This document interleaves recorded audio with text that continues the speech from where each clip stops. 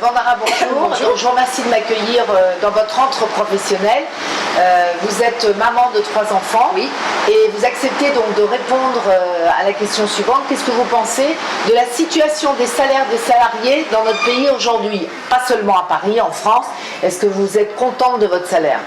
Pas vraiment, parce qu'avec mon salaire de 1450 €, je ne peux même pas me trouver un logement.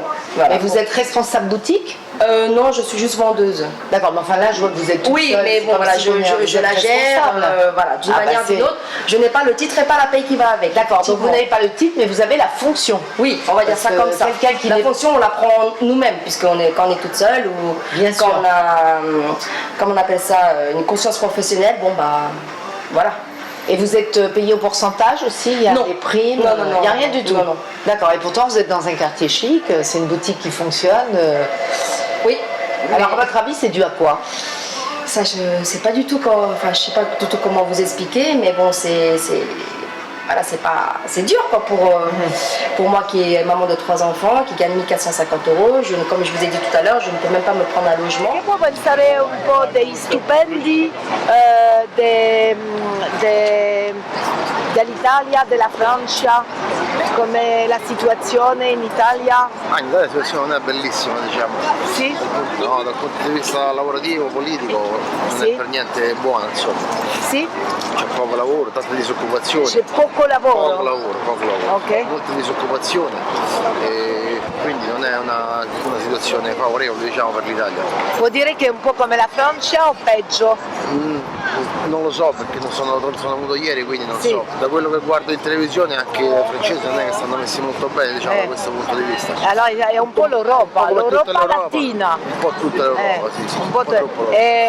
per esempio in Italia che la gente può fare per aumentare un po' i stipendi? Ma la gente non può fare niente, la Niente? politica, i politici che I potrebbero fare politici. qualcosa di più. Sì, qu'est-ce que Oui. vous pensez des salaires en France? Bah, c'est très inéquitable, disons que c'est exponentiel. Quand vous Oui. voyez la courbe, ça stagne beaucoup en bas et puis après ça décolle. Donc bon, bah, comme d'habitude, on parle des 1%. Oui. Voilà, on monte très vite à des très gros salaires. Alors que la plupart des gens, l'extrême majorité des gens, les 90% des gens vont rester, le salaire médian c'est 2100 €, je crois. Est-ce que vous pensez qu'avec 2100 € à Paris on peut vivre Très bien? compliqué. Voilà, Très ça compliqué. devient. Est-ce que vous pensez que c'est l'euro qui nous a quand même compliqué les choses? Parce que Moi j'ai 27 ans, alors Oui. ce Oui. serait Vous êtes un peu jeune. voilà, je suis un petit peu jeune, je pense que j'ai pas assez de recul pour vraiment avoir senti la différence, vu que j'avais 7 ou 8 ans, je pense à l'époque où c'est passé. moi je l'ai senti, voilà. hein, parce que moi, je suis pas de votre génération. Alors voilà, après, c'est Moi, vrai que j'en vois beaucoup de je veux choses, dire qu'on une se baguette, débrouillait beaucoup mieux avant. Une baguette 1 franc, Voilà. une baguette Oui. 1 franc, maintenant une baguette 1 €, c'est clair que les salaires n'ont pas suivi de la même façon. C'est cela, voilà, vous avez bien compris. Alors qu'est-ce que vous pourriez vous proposer? Imaginez que vous faites partie d'un groupe et que vous avez des solutions à proposer pour que Oui. ça change et que finalement on puisse avoir des salaires plus décents. Encadrer au sein d'une entreprise, encadrer les salaires sur une échelle de 1 à 5 ou de 1 à 4, des choses comme ça. Il y a des études qui sont sorties qui disent notamment que le bonheur n'augmente plus après 6 ou 7 000 € par mois. Et que voilà, proportionnellement ça augmente autant que le salaire jusqu'à 6-7 000 € et après ça augmente plus. Et il y en a qui émargent à 15 ou 20 000 €, pas dans toutes les boîtes hein, bien sûr, mais voilà, C'est intéressant, ce que vous peut-être qu'il faut que les très gros salaires redistribuent un peu plus et que au sein d'une entreprise, d'un groupe, on ait une échelle pour moi que ce soit encadré quoi, entre Plus équilibré. voilà, que maximum le patron il gagne 4 fois plus que son employé qui gagne le moins, il gagne même déjà 4 fois mieux sa vie, c'est déjà pas mal quoi. Où en sommes-nous avec les salaires? Nous vous avons présenté notre micro-trottoir afin que vous puissiez constater ce que les Français, les Européens, pensent aujourd'hui de l'équilibre de nos salaires au sein des entreprises. Et bien maintenant, nous allons enfin pouvoir commencer notre premier volet d'émission avec notre témoin principal, Nathalie. À tout de suite. Bonjour à tous, je m'appelle Véronique Gigorgnola, je suis coach depuis plus de 25 ans et j'ai décidé de vous proposer une série d'émissions dans laquelle nous aborderons tous les problèmes que vous pouvez rencontrer au quotidien. Et puis très rapidement, nous allons passer au premier problème et au premier sujet qui est l'argent. Et oui, on a tous beaucoup de problèmes à savoir parler d'argent, surtout au niveau de nos salaires, puisque les salaires, ça devient compliqué aujourd'hui, on le sait en France. Les Français gagnent-ils beaucoup d'argent? Pas suffisamment? Sont-ils payés à la hauteur de leurs exigences ou de leurs mérites? Eh bien, nous allons le savoir si vous suivez avec assiduité cette première émission. Nathalie, bonjour. Quel a été votre premier frein quand vous avez dû parler de salaire? Est-ce que quand vous êtes arrivé dans l'entreprise, vous avez su vous vendre? Est-ce que vous avez su parler naturellement du salaire, d'argent, ou est-ce que cela vous a posé des problèmes? Ça n'a pas été facile pour moi de parler de salaire, parce que pour moi, le salaire ne se discute pas, c'est une chose établie. Hein. Donc on ne discute pas de salaire, et finalement, je n'ai fait qu'accepter ce qu'on me proposait. Pour moi, j'accepte un travail, quel que soit le salaire, c'est le poste, et le salaire fait partie du poste. Donc on ne discute pas, c'est comme un package. Quel était votre travail? Gestionnaire de base de données. Oui. J'ai travaillé dans des très grandes sociétés. Mon expérience la plus récente, c'était dans une société de cosmétiques et parfums pendant 9 ans. Et alors, vous êtes resté quand même pas mal d'années. Est-ce que votre salaire a augmenté? Est-ce que vous avez su oser demander une augmentation de salaire? Comment est-ce que ça s'est déroulé, votre évolution? Je n'ai pas du tout évolué, ni sur le point de vue salaire, et ni sur le point de vue poste, si j'ose dire. J'étais dans une hiérarchie, donc je subissais la pression du management, et puis de la puissance de la société, donc je me sentais pas du tout en force. Et après 40 ans, j'ai bien senti qu'on me mettait au placard.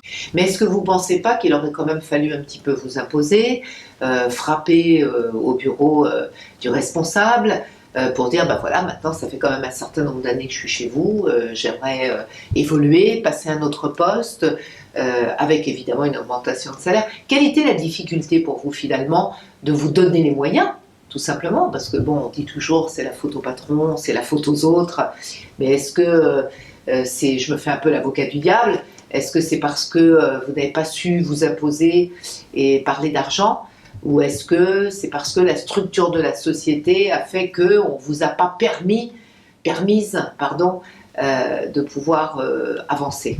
C'est les deux à la fois. La structure de la société, parce que c'est une grande société, qu'il y avait au-dessus de moi une hiérarchie de 5 personnes, que j'étais au plus bas, et le fait de ne pas oser aussi. Voilà, j'avais un certain confort dans mon travail, et je m'étais habituée, et finalement aussi ça arrangeait la hiérarchie, de ne pas m'imposer, de ne pas oser parler de salaire. Mais c'est vrai que ce qu'on peut dire de l'extérieur, puisqu'on entend beaucoup de gens pleurer sur leur salaire, se plaindre, c'est vrai que la France, c'est quand même un pays où les gens se plaignent beaucoup. Et remarquez, bon, parfois il vaut mieux se plaindre que de rien dire. Mais à un moment donné, il faut trouver le juste équilibre, de manière à ne pas toujours accuser les autres. J'en prends ma propre responsabilité. J'ai manqué de confiance en moi, j'ai manqué d'estime de moi, et je n'avais pas les outils de communication qui m'ont permis d'aller au-delà de tout ça. Vous auriez pu au moins essayer, voilà, de oser avoir plus de culot pour demander une augmentation? Alors j'ai osé, mais trop tard. L'horloge biologique, si j'ose dire, des 40 ans avait sonné. Donc j'avais dépassé 40 ans, et que les évolutions pour des personnes de mon âge dans une grande société ne sont plus comment dire, n'était plus au bout du jour. Voilà. Il aurait fallu réagir bien avant. On vous a jamais fait une proposition de poste évolutive? On m'a demandé si j'avais envie de manager au moment où je venais de rentrer dans la société. Et j'ai trouvé que ce n'était pas le moment opportun. Vous ne vous sentiez pas à la hauteur? Pas du tout. Je venais d'arriver dans une grande société, et je ne me sentais pas à ce moment-là. Et je pensais surtout que le moment n'était pas approprié. Voilà, donc du coup, vous êtes venu me voir pour sortir de cette zone de confort. Absolument. Voilà. Et c'est donc le travail qu'on est en train de faire en ce moment. En tout cas, je vous remercie de ce témoignage. Et donc, je vais apporter quand même quelques solutions à ceux qui nous regardent et qui nous écoutent. Donc, quand vous êtes dans une problématique de ne pas pouvoir évoluer au sein d'une entreprise, évidemment, il y a plein de critères et on peut toujours trouver plein d'excuses au fait qu'on ne va pas y arriver. Alors, il y a plusieurs solutions, bien évidemment, mais en tout cas, il faut que vous reteniez une chose, c'est qu'il y a toujours des solutions. Donc, soit vous quittez la boîte et vous essayez de trouver ailleurs, et qu'une fois que vous avez trouvé une proposition plus alléchante, à ce moment-là, vous pouvez donner votre démission et prendre le risque de donner cette démission, puisque vous avez un travail justement qui vous sied mieux, qui est plus sur mesure pour vous. Donc, vous avez cette possibilité-là, quand voilà, ça ne va plus quelque part, il faut changer. Et il faut prendre ce risque, qui est quand même un risque calculé, mais qui est quand même un risque. Voilà, donc ça, c'est une première solution. Bien sûr, parce que qui n'ose pas n'a rien. Et qui ose va gagner. Alors ça, c'est une première solution. La deuxième solution, ça serait peut-être de voir ce qui bloque chez vous, puisque vous n'osez pas parler d'argent. Vous savez, on dit toujours qu'il y a 2 sujets qui gênent toujours, dans lesquels on a une problématique pour amener subtilement, je dirais, une demande.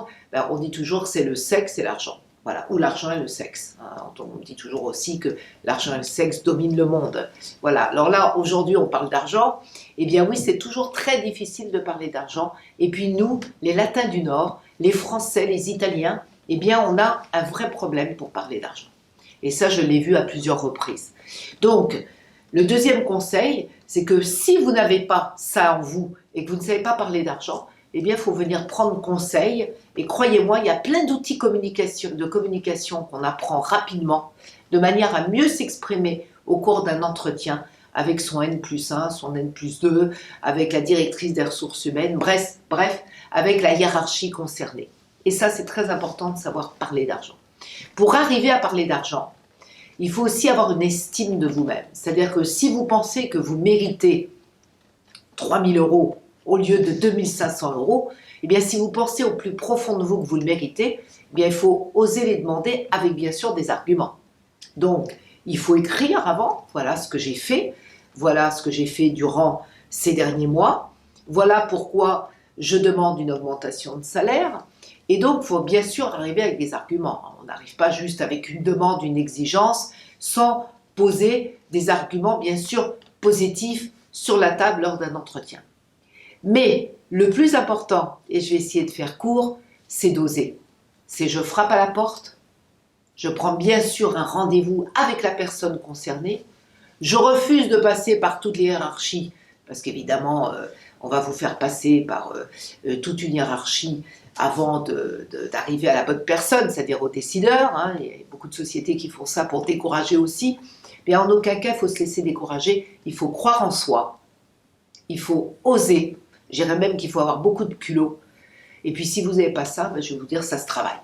Voilà. Mais en aucun cas, il faut se laisser porter dans sa zone de confort. Parce que quand on est jeune et qu'on a un minimum d'ambition, et puis que surtout on a envie de vivre mieux, donc évidemment avec la mondialisation, eh bien les salaires n'augmentent plus, on voit ça stagne dans beaucoup d'entreprises. Je ne dis pas pour tous les postes, mais on va dire que moyennement, c'est vrai que les salaires stagnent, ont plutôt tendance d'ailleurs à descendre. Voilà, on parle pas du SMIC, mais moi je parle de ce qui va se passer au-dessus du SMIC, bien évidemment.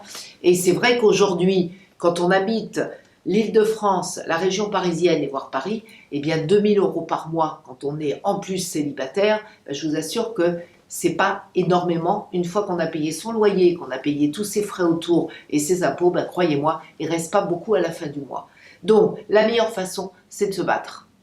Voilà. Et dans la vie, il faut se battre, car la société reste une jungle. Alors, apprenez à nager en eau trouble et croyez-moi, votre vie sera meilleure. Donnez-vous les moyens. Alors, je vous dis à très bientôt sur notre prochain volet d'émission. Si vous avez des questions, vous avez mon numéro de téléphone qui s'affiche. Vous pouvez nous appeler ou nous envoyer tout simplement un mail. À très bientôt pour notre deuxième volet d'émission.